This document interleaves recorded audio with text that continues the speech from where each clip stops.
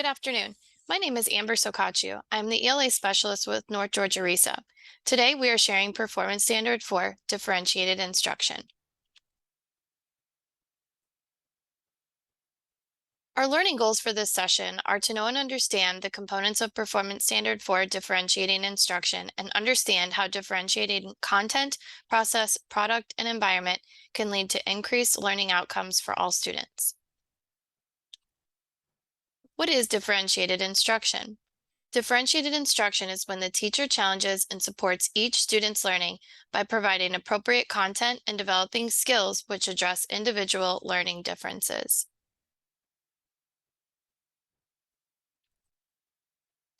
We will watch a short clip on differentiating instruction by teacher and author Larry Ferlazzo. Notice the areas mentioned for differentiation.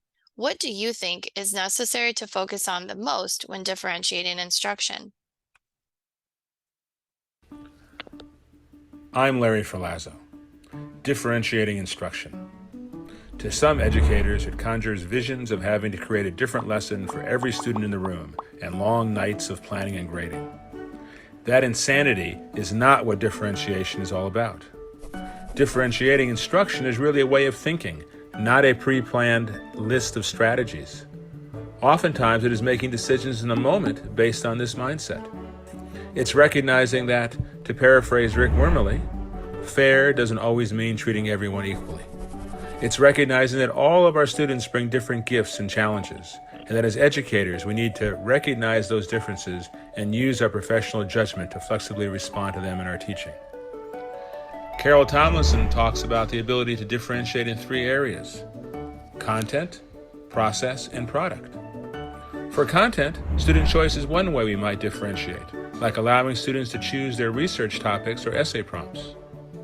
As teachers, we need to keep our eyes on the prize. In other words, we have to keep asking ourselves, what are the main learning objectives? One day, my students were writing an argument essay about what would be the worst natural disaster to experience. John's head was down on the desk. He was not doing anything. I knew that he was interested in football, so I told him that he could write an essay on why his favorite team was the best. He would still have to make an argument just about football instead of hurricanes or earthquakes. His eyes lit up. He got to work and wrote what his mother later told me was the first essay he had ever written in school. He had followed all the guidelines of a good argument essay. The prize, in this case, was learning to write an argument essay, not learning to write about natural disasters. To differentiate by process, teachers can change up how they group students. Sometimes a mixed ability group might work best, while sometimes it might be appropriate to have same ability groups. We might have an English proficient buddy work with an English language learner to help them out. During independent reading time in my early morning class several years ago, one student tended to fall asleep. I told him that if he wanted, he could go to the back and sit on a desk and read. Soon, several others joined him. A few days later, I saw another student dozing off. Before I could say anything, one of his classmates whispered to him, "Just go sit on a desk." Again, it's a matter of keeping our eyes on the prize. What are the learning objectives and what are the best roads to get there for different students? Teachers can also differentiate by the type of product students create.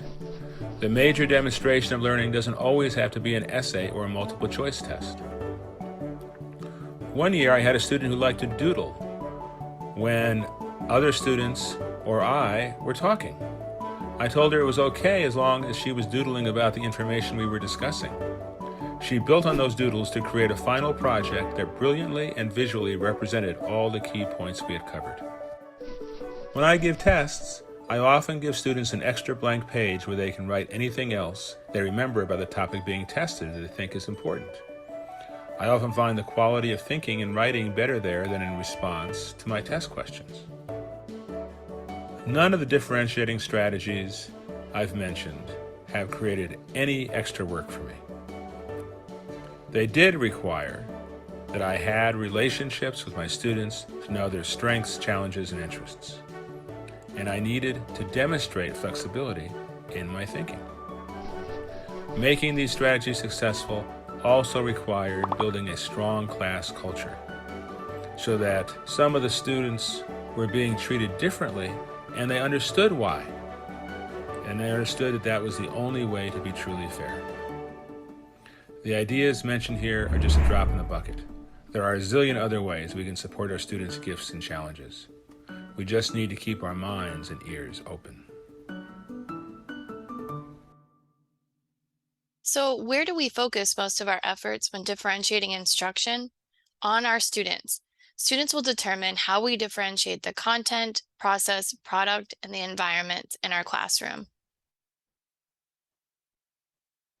In the Georgia Effectiveness Teacher System Implementation Handbook, you can find sample performance indicators for differentiated instruction of teachers, as well as the language and the evaluation rubric.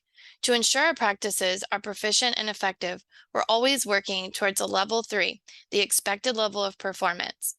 For Performance Standard 4 differentiating instruction, the proficient teacher consistently challenges and supports each student's learning by providing appropriate content and developing skills which will address individual learning differences. Carol Ann Tomlinson says differentiated teaching means a teacher is attuned to students' varied learning needs to the requirements of a thoughtful and well-articulated curriculum.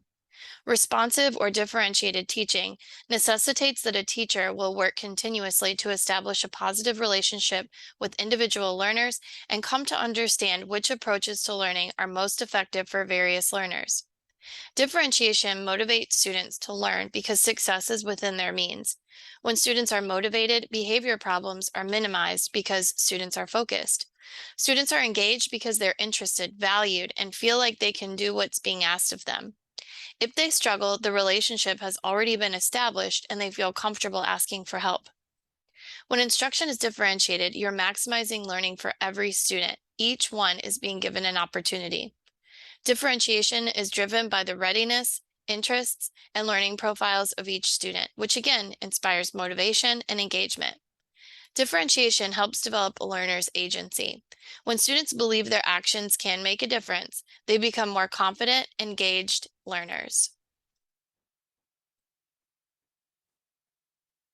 Students are most engaged and achieved most successfully when instruction is appropriately suited to their achievement levels and needs. Effective teachers differentiate and individualize instruction for the range of student needs, abilities, and preferences in the classroom. Instead of using uniform strategies for all students, effective teachers design instruction that motivates each student and then communicates content in such a way that students are able to comprehend based on their individual prior learning and ability. Because students learn in a variety of ways and at a variety of rates, teachers should develop their lessons in an appropriate variety of ways. In order to differentiate, teachers must be willing to adapt to meet the needs of all students. Recognize individual and group differences. This can be observational data and quantitative data. Carefully assess and plan for each student. When you can, modify as needed. This might mean modifying what the students produce or how you deliver content. Be clear and specific about your expectations, but be willing to adapt to the ideas and needs of students. Reflect on your practice and be flexible. You may try a different approach if one didn't go as planned. To do this, you must know your students and know your curriculum. Work with your PLCs often. Ask for feedback from your teaching peers, an instructional coach, an administrator, and/or a school counselor. Talk to your students, ask for feedback, and show students you appreciate their ideas. Content is defined as the information and ideas students grapple with to reach their learning goals. Considerations for differentiating content include, what do we want our students to know? How do we present the curriculum so that all children can learn content? The teacher self-assessment checklist helps you plan differentiation across content, process, product, and environment. The checklist gives you specific direction on how to differentiate content. You can increase the breadth of learning materials to enhance student learning motivation, provide various learning materials to interest students. You can offer students choice regarding the complexity of content they want to start with so they're better able to experience academic success. Consider content that is the same but at a different level. This could mean providing leveled text for students, but everyone is still accessing the same content. Consider offering multiple modes of learning for students to be exposed to the target content through learning style preferences. For this, you might consider the mode through which students access content. Are they reading, listening, doing, or a combination? You could reteach an idea or a skill in a small group with struggling learners. This may also be a one-to-one conference with students. You can also extend and enrich for advanced learners. This means providing content to students at a level that extends their thinking, providing enrichment opportunities. Process is defined as how students take in and make sense of content. Considerations for differentiating content, for differentiating process include what do you want our students to be able to do? And how do we integrate basic and higher level thinking skills into the curriculum? Differentiating process is taking in and making sense of content. To differentiate for a process, consider varying instructional strategies and activities for students, vary the types of assignments for use that you use to assess student proficiency, consider giving choice in how they show how they understand, combine instructional techniques that involve individual, small group, and whole class instruction. Monitor and pace instruction based on the needs of the individuals, offer support, scaffolds, and intervention when needed, structure learning tasks to ensure the learning demand is appropriately challenging. The product is defined as how students show what they know, understand, and can do. Considerations for differentiating product include what do we want our students to create, and how can we teach them to become more self-directed learners? Differentiating products is adapting how students show what they know, understand, and can do. To differentiate product, provide students with choices regarding the method to express required learning, such as a presentation, portfolio, or a formal test. Consider implementing product choice boards. Use rubrics that match and extend students' varied ability levels. For this, you might consider a think.mat or a learning menu that are leveled by difficulty. Encourage students to produce their own product assignment. Give ideas, but let them choose how they put it together. And allow students the choice to work alone or in a small group to complete a project. Environment is defined as the climate or tone of the classroom. Considerations for differentiating environment include how do students work best physically? How do we make students feel comfortable?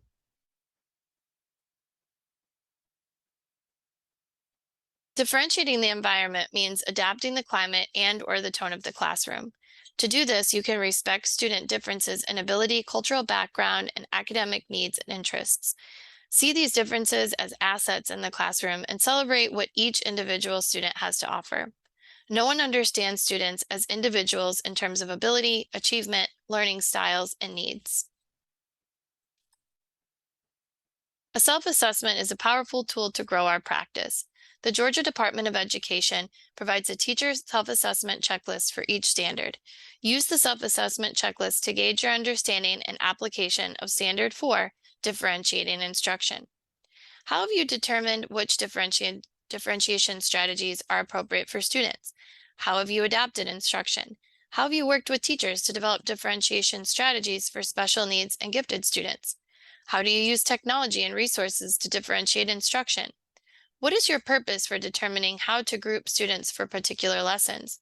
How do you use data to support your grouping practices? How do you determine whether or not a group is working well? How do you make adjustments to improve effectiveness? How do students set their own learning goals in the classroom? And how do you support student goal setting and self-assessment throughout a lesson? We highly advise you to use this tool in guiding you to mastery of each performance standard. This transparency provides teachers the opportunity to be successful practitioners. Collaborate with other teachers and ask for feedback. Use the knowledge and experience of other teachers to help you grow your professional knowledge. Seek out professional opportunities and/or being a part of a committee. Participate in professional learning to engage in conversation and reflection. You may find there are ideas or areas that you are stronger in than others. That's normal. Being open to feedback and growth will enable you to make practical and necessary decisions in your practice.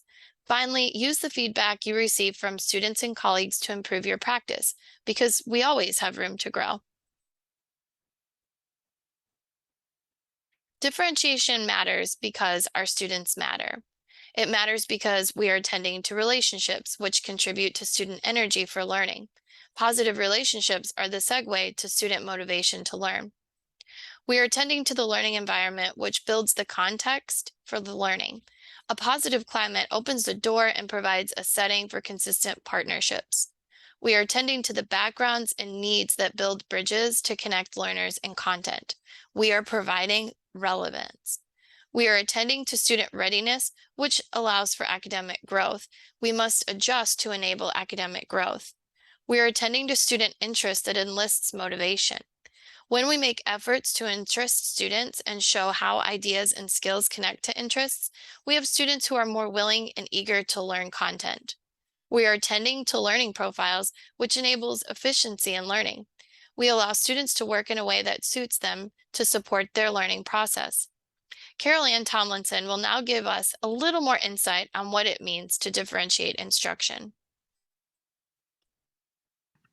I think differentiated instruction actually is just teaching with a child in mind.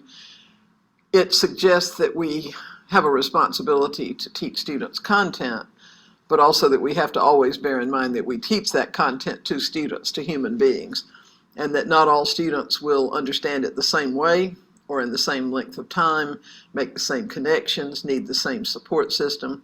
So differentiated instruction is a way of thinking about teaching, which suggests that we establish very clear learning goals that are very substantial, and then that we teach with an eye on the student, so that we're constantly trying to ascertain where the student is relative to where we're going, and then making adjustments as necessary to make sure that all of the students go with us on the learning journey and arrive at the end where they need to be. For that reason, then, differentiation suggests to us that we need to look at those learning goals and ask how we might adjust our teaching in terms of students' varied readiness levels, their particular interests, and their particular modes of learning, so that learning works, so that it fits for each student in the classroom. We often think about students in a classroom as though the class were just one student, and we speak of them as the students like this, the students don't understand this, when in fact it's rare that a particular moment works equally well for all students. And so differentiation asks us to disaggregate the student into individual human beings and to understand what they bring to the classroom in terms of strengths that we can build on, and what they bring in terms of needs that we can address to maximize their possibilities for success.